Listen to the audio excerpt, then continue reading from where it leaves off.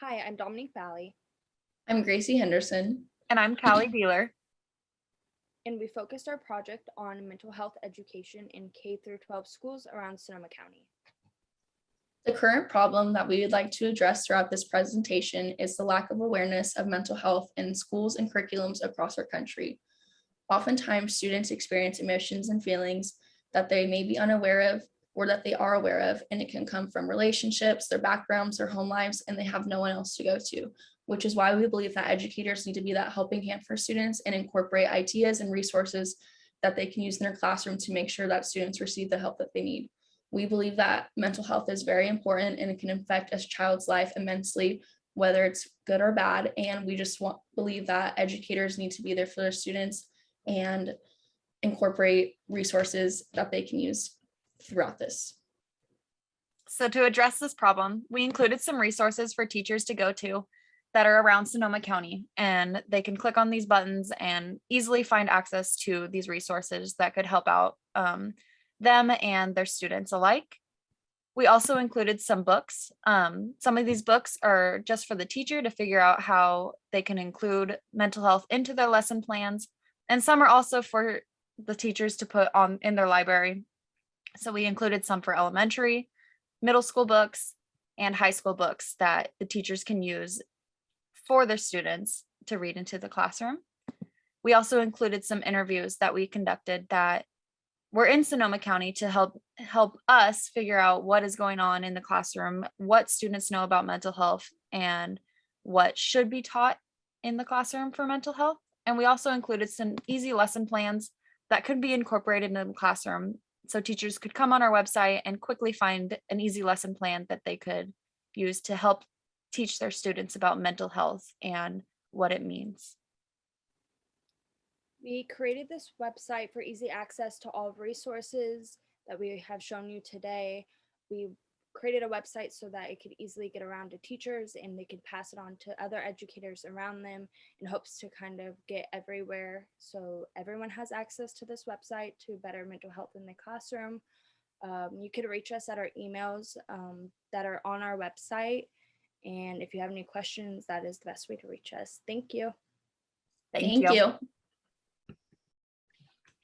Hi, so we're resources for survivors, advocates, and allies of domestic violence. I'm Amanda. I'm Lily.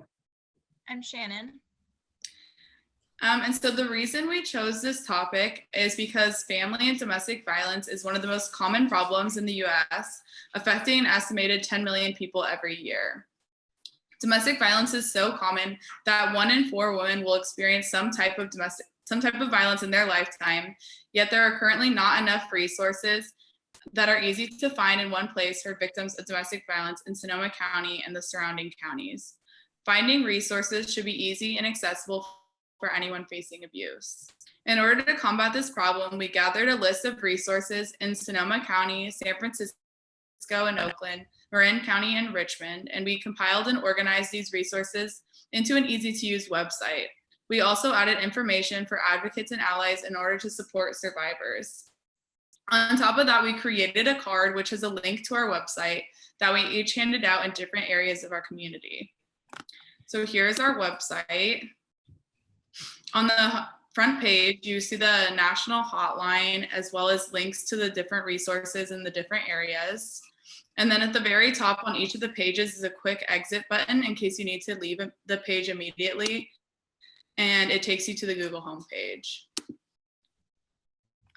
So we have resources for San Francisco and Oakland. They're broken down into counseling and crisis intervention, as well as emergency shelters and housing. And if they have the rainbow emoji next to them, that means that the resource specifically states that they're LGBTQ+ friendly. We have our sources in Marin County and Richmond as well, and Sonoma County. And we've also included in each of the areas resources for youth and for teens as well. And Shannon is going to talk about what is abuse and how to be an ally and support. So in this part of the project, we try to explain what domestic abuse can look like and discuss what it is. It's really important to recognize that everyone has a different situation of abuse and no one has the same story. We mentioned how domestic abuse can occur not in just intimate partner relationships, but in teen dating and family relationships. And then at the bottom, we have some key ways of recognizing a situation of abuse. On the next page, we have some examples of what abuse can look like, giving some specific scenarios and examples of domestic abuse, which an abuser and a victim might relate to. And then at the bottom, we also include some warning signs to know if you or your loved one might be in an abusive relationship. And then on the next page, we have some resources of how to be an ally and offer support. A big key thing we found was starting a conversation is a good way to allow the victim to feel heard and supported. We also mentioned some key steps in escaping a situation of abuse. In addition to our website, we created a business card. The goal with our business card was to make it discreet, so someone carrying it wouldn't have to be worried about who saw it. We included a QR code and the link to our website, along with the phone number of the national hotline and a quote that we felt was empowering but not too specific. We brought them to the Sonoma State Student Health Center, SAY, the Social Advocates for Youth, and the Living Room, the last two being in Santa Rosa. Thank you so much for watching our video. We encourage you to look at our website if you, a loved one, or a friend are experiencing abuse, or if you want to familiarize yourself with the resources in your area. Thanks again. Hello, my name is Jessel. Hi, my name is Jacqueline. My name is Dennise, and this is our senior capstone project, which is titled Overcoming Bilingual Barriers. This is our homepage to our website, and at the bottom here are the same tabs as up top. So on our About Us page, you will be able to see what we stand for, which is change within academic classrooms so that children of all languages are getting the best education possible and have full freedom to embrace their native language. Therefore, we three have created this website to help students, parents, educators, and allies overcome some of these barriers by providing resources that will hopefully make this journey easier. At the bottom, we've also provided a little bit about ourselves with some pictures and what we aspire to do after we graduate. And then we are going to talk about our programs. So right here, we just put some information of why it would be beneficial for students to be enrolled in bilingual programs. And then as we scroll more down, we talk about the reteaching program, which we feel will greatly help English learners. Because one of the biggest issues that we noticed during our research is that students are not given the chance to relearn previous material they've learned in their native language, and instead they're just thrown into an English speaking classroom and are expected to eventually catch up. And so we hope to see or create a program in the future that will take the time to actually reteach in English previously learned material learned by the students. And this way they can get a solid foundation of the language, making it easier for them as they grow within an English dominant educational system. And here are just some quotes of people we were able to interview about their experiences being bilingual learners and what support they wish they had received. And then under our current program subpage, we just put some successful bilingual programs in California and what they do and what we can learn from them, such as the Saddleback Valley Unified School District, the Napa Valley Language Academy, and the Yuming Charter School. And if you click on the green words, it will take you to that school's website so you can see their program and their instructional framework and what they do to be successful. And then we're going to move on to our resources page. So our resources page has a description explaining why we feel it's important to have easily accessible resources for the teachers, the students, and the parents of the students. And if you scroll down this page, we have more of our interviews that we completed, snippets of those down at the bottom. The first subpage is for students. So we've included some different resources for Latino students who speak Spanish, and then our Asian community as well in the Bay Area, and then some books for ESL students in general, and a Brain Pop website for ESL students as well to easily be able to learn on their own. The second subpage will be for parents, and this is the same idea, but more of the informational forms and just general rights that parents have as ESL parents and non-English speaking parents. I've also included some information about a nonprofit based in Sonoma, California, and then some more websites with tools and informational forms for parents as well. And our third subpage, will be for teachers. So on this page, we follow the same idea. I was able to find different resources for educators. Here I provided a website. I've also included a book and a mobile app, as well as a podcast, another book, and a website. All of these have the potential to show strategies, different ideas. They also include different resources within themselves, such as this first one here has many articles for teachers to read. And then towards the bottom here, I've added a tab for you to all share with us any resources that you believe that will help children, parents, and educators have a better experience. And then last, we have our contact page, which here you can just submit this contacting us page, and we will get back to you as soon as possible. And that concludes our website tour for today. Thank you so much. Thank you. Thank you. Hi, my name is Zoe Ashworth. I'm a Track 3 Hutchins blended student. I'm Kayla. I'm also a Track 3 Hutchins blended student. And I'm Gina Jenkins, and I'm a Track 2 Hutchins student. So for our senior capstone project, we've chosen the topic social emotional learning. We've created an accessible website for teachers, parents, and anyone really who can look at different social emotional learning, self-regulating techniques and way to implement this learning style into the classroom. We chose this topic due to personal experiences in our classrooms and at home of students who are not engaged with their emotions and recognize why they are feeling certain ways and learning how to self-regulate those techniques. So we have 3 sections on our website: a teacher page, a parent page, and an interviews and experience page that people can view and look at different resources. So we'll start with the teacher page.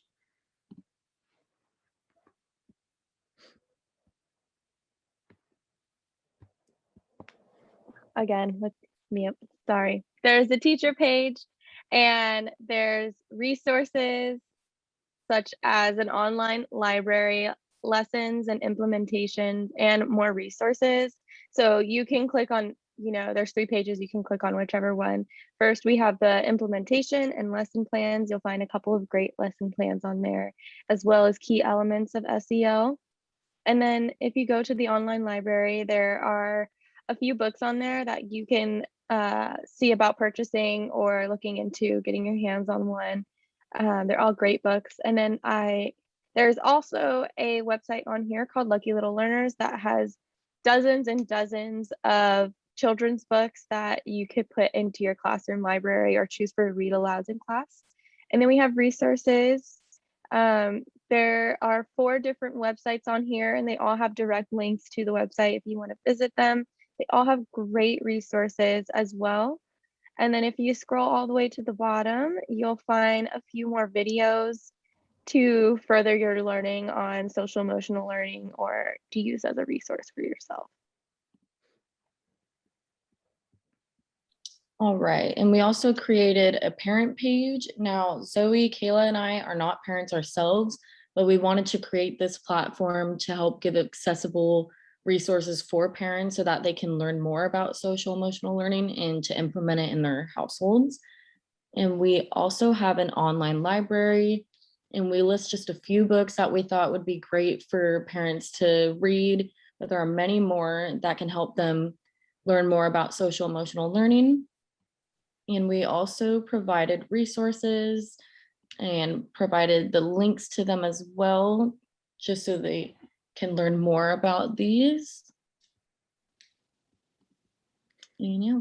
So our last and final page is interviews and experiences. So we've interviewed 2 parents and then a teacher as well, asking them questions about their familiarity with social emotional learning and how common it is in their household or in their classroom, and how their experience with either learning about it or implementing about it has affected them. And so these resources are available for everyone and really easy to access. And yeah, thank you for watching our presentation. Hi, I'm Kirsten Leger, Hi, I'm Alyson Azevedo. and we hope you enjoy our presentation of our capstone project. So our senior project is on learning disability resources for parents. The reason we chose this specific topic was because a lot of parents tend to feel in the dark or left out or even isolated on what they can do for their child with a learning disability. So some of the topics that we decided to brush up upon was ADHD, autism, visual hearing impairments, Down syndrome, etc., which you can see on our screen. Many of that is actually our website, which is what we created as a problem solver for a lot of parents. It is a community-based forum that a lot of parents can go into and talk and give resources and tips to other parents as well, and create a really well-formed community with each other. That is one of our main goals within our platform, is being able to show parents that they are not alone and that there are others out there as well for them.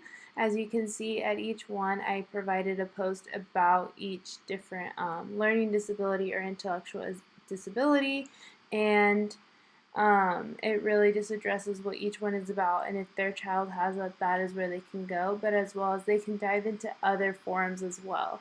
As well, we decided to put in our purpose, which is essentially to give our friends and family a place to talk and to build community. And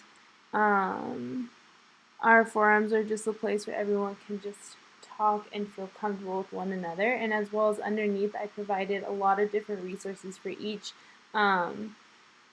disability that we provided, and it comes with a lot of different types of websites, as well as some cute little inspirational quotes for everyone to read. All right, moving right along, our next section that we're going to display are the brochures that we created. So we decided we wanted to create some brochures for each of the learning disabilities we're focusing on, to create easy, quick access information for parents to look at. So we've got 2 pages, front and back, for each brochure. We've got one on autism, on Down syndrome, and on all of the other focuses that we have. Here we're just slowly scrolling through just to show you what each one looks like. With access to the website, anyone can go ahead and right-click on these images and download them and print them for themselves. And we also plan on taking these brochures, printing them out, and we have shared them with local schools just to get information out there and to families in a more physical way so that they can hold the pieces of paper, because sometimes that can connect with people a lot better than just seeing something online. It's something they can put up on their fridge so they can find more information about certain learning disabilities that are prevalent in the lives of the parent and the children. We uploaded these brochures onto this website because we wanted to reach a wider audience than just our local area with this information, because we believe that everyone deserves access to brochures like this. And now, the final thing that we are showing in this presentation is the members profile that everyone can create when they log onto our website. With their name and a personal bio in their profile, this will help members of our community and forum to connect with each other and create lasting connections through our website. Thank you so much. Hi everyone, this is our senior project. It is titled The Sociocultural Enigma Among Grief in a Classroom. We have built a resource guide for California educators, grade levels kindergarten through 5th, and I am Alexis Everett. I am Kayla Faustina. And I am Cochran-Bray. So we chose this topic for our project because we understand and realize that grief is a universal experience that we all experience throughout our lifetime. We also know that for children, they do not have the necessary skills or the cognitive awareness to deal with these types of feelings and emotions. So we felt that a reference guide specifically for California educators would be the most beneficial to be able to meet our students' unique and diverse needs inside our classroom environments. As a society and educational system, we believe that we have not done an effective job at facilitating the crucial conversations that are among grieving and emotional health. So through this platform, we hope that educators gain the knowledge and necessary tools to start these conversations and to accept grief in a sociocultural classroom. Okay, so this is our detailed resource guide, and this is specifically for educators to use. We provided 10 subcategories, and all of these subcategories pertain to trauma and grief that students may be experiencing. For example, of these categories, abusive households, political influence, crime victims, things like that. And it's basically just a detailed resource guide. So it includes things like workbook pages, books, activities that teachers could use as resources. Yeah, so among a teacher's most important role is to create a safe classroom environment for the students. We realize that many of these students are experiencing trauma and grief in their own home lives. So by creating this safe and encouraging space in the classroom, it will allow students to share what they need to share with a teacher and to be heard and to be helped to grow through this grief. So for our project, we will be sharing this platform with as many teachers and educators as possible, starting in our own student teaching placements and growing with us as we grow as teachers and spread out around California after college to new school districts. We also plan on utilizing one of our other senior project groups platforms, which is the Hutchins network of alumni, and we will be sharing this with as many people as possible to spread the resources that we have developed for educators. And a perfect way to find our resource guide immediately would be utilizing our senior portfolios. You can find these on the Sonoma State Hutchins website. We will be sharing that website with you all at our senior showcase. And further than that, feel free to Google search Sonoma State University and it will come up easily for you, typing in the Hutchins community. And again, I'm Alexis, we have Presley, and we have Kayla. Find our portfolios online and we will share this resource guide with you so happily. Thank you so much for looking at our project. Feel free to ask questions in person, and we would love to share more details with you about any of these resources.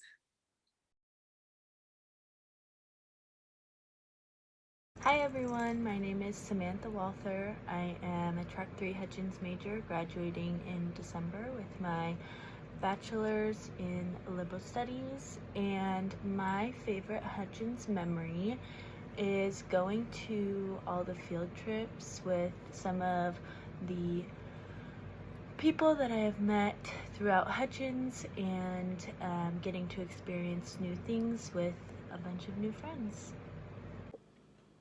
Hi, my name's Emily Gray. My favorite Hutchins memory was field trips. I specifically really enjoyed going to the MoMA. I also really liked having our seminars because I thought it was really cool that we were all able to come together as a group and watch some movies together and hear some really cool guest speakers. And you can contact me at graye@sonoma.edu. Hi guys, my name's Haley Thomas. My favorite memory from Hutchins is going on field trips. I felt like I really bonded with my classmates and it was great. And I can be reached at Thomas, THOMASH@sonoma.edu. Hi guys, our senior capstone project is the Sonoma State Hutchins Alumni Network. One problem that we noticed is that Hutchins is such a close-knit community when you're in it, but as soon as you graduate, you're done. So we thought we wanted to create ways to connect alumni to the current Hutchins program and get feedback from alumni to, help Hutchins grow. Yeah, so the first thing we did was we all kind of reached out to different alumni. We messaged them, talked to them in person to ask them how we can improve the program. So the first question we did ask them was, here, show it on my screen. Oh, sorry. It was, what is your favorite Hutchins memory? And then our second question was, what would you change about Hutchins? And then why did you pick Hutchins? Was it to go through the educational path? And if so, did you end up in a career in education? And then lastly, we added a question. Along with this project, we'll be creating a Facebook page for our alumni to communicate with one another. Would that be something that everyone is interested in? So another way that we helped this problem is we created a slideshow. And on this slideshow, let me share it real quick. On this slideshow, we just got everyone's information from the interviews. And what we did with this information is we shared it with some of the professors and other people in Hutchins so they can use this feedback to make adjustments. And the third way that we addressed this problem was creating the Facebook group. And I can share my screen and show everybody what it looks like. Let me see. Here. Okay. And so we have a group right now, and it consists of 27 members that are in Hutchins right now and also alumni. And we created this group to just create a continuation of the community and a way for alumni to continue to be in the loop of what Hutchins is doing currently. And then obviously, if you would like to join our group, it's called the Sonoma State Hutchins Alumni Networking, and you can find it on Facebook, and anybody is welcome to join. And yeah, and so if you're already in it, then I love that. You are more than welcome to add anyone that you may know. And if you are not yet in it, please do join. I think it is a good source to have, as it will allow us to communicate with one another and keep in contact after we all do graduate. So that is our presentation. Thank you for watching, and I hope you check out our resources.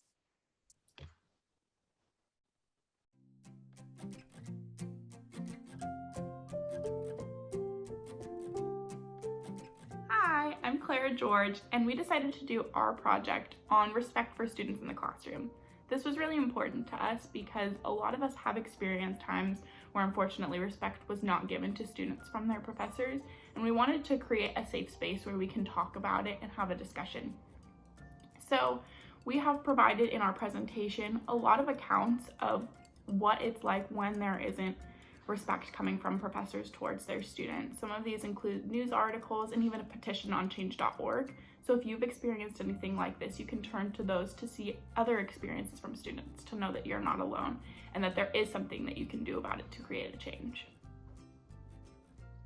Hi, my name is Sadie Marigo, and some of the ways our group addressed the issue of respect for students in the classroom was by compiling different resources based around the problem at hand, such as providing descriptions about the various programs within Sonoma State and Sonoma County, such as including CAPS, Title IX at Sonoma State, and around the Sonoma County we have Verity, Cal Hope, and Behavioral Health Divisions. CAPS provides free counseling and resources for anyone who may need, as well as the Human Resources Department on campus also provides a multitude of needs that any student shall encounter. Cal Hope is a COVID crisis hotline, as well as multiple suicide and trauma hotlines can be found within the presentation. Thank you. Hello, my name is Olivia Schaefer, and I'm advocating for respect for students in the classroom. Throughout this process, I interviewed 8 Sonoma State students of different majors and different academic grade levels to ask them the question of, what are some things that you look for in a classroom setting that make you feel respected as a student? I asked this question with no context, and it could be about respect from other students, respect from the environment, respect from the professor. It's a very open-ended question, and it is to see what type of classroom would be the most beneficial to learn in, and the beneficial to be the most comfortable to learn the most information you can and understand the information, which is the most important, is understanding. I got about 8 students who were willing to talk about it with me and answer that specific question, and that can be found in the slides with a ton of other information that Clara and Sadie have come up with, and we have a lot of resources and information about being respected in the classroom in many different ways. And I hope you enjoy. Thank you. All right, hello everybody. Welcome to the Underfunded Classrooms project. I'm Kat. I'm Elizabeth. And I'm Kiana. All right, so we noticed as a team that elementary teachers weren't receiving the resources that they needed for their classrooms, or if they weren't receiving it, they had to pay out of pocket. So a lot of teachers have to pay for books, they have to pay for paper, for pencils, for basic supplies that the school is not able to provide because of budgeting purposes. And a lot of other people have noticed this too, which is why there are already a lot of nonprofits and discounts that already exist for educators. So our goal isn't necessarily to create something new to provide for teachers, but to compile existing resources for educators to easily access and to research deeper into the issue itself. So we were able to find some organizations to help first-year teachers, such as the Children's Book Project that allows educators to fill their classroom, as well as the Crayon Project, which through applying you can get a set of skin tone crayons for children to accurately represent themselves in projects. Along with this, we also found Teachers Pay Teachers, which is a resource for teachers both to find cheap resources for their classroom and give them the potential to make money as they put out free resources that they've made throughout time. We also discovered numerous grants that gave the opportunity to either fund their classroom or fund themselves in many ways, such as their future education. And we also wanted to look into budgeting for this issue, and specifically like where money is being allocated for budgets on a federal level, state level, and a local level. And for the budget request for the 2021-2022 package, some of the highlights in that was the $1 billion is going to be dedicated to physical and mental well-being of students. And the way that that's going to be done is by hiring more school counselors, nurses, mental health professionals in K through 12 schools. And also $30 million is going to be allocated to recruit and train new school leaders. 1.6 billion of that is going to support additional certifications for over 100,000 educators in high demand areas like special education, bilingual education, and STEM. Another thing that we looked at was the average salaries for teachers in California. The beginning salary for a teacher is around $47,000, and a more experienced teacher, the highest teacher salary is around $90,000. And just to kind of compare that to, for example, living in San Francisco, California, the living wage there is around $75,000.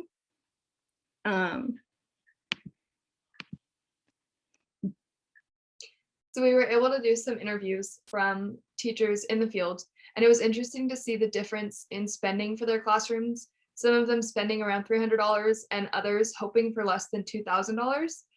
With that, we were intrigued about like their emotions towards spending, because teachers that spend more should not be embarrassed, yet they were, by what he or she puts into their classroom.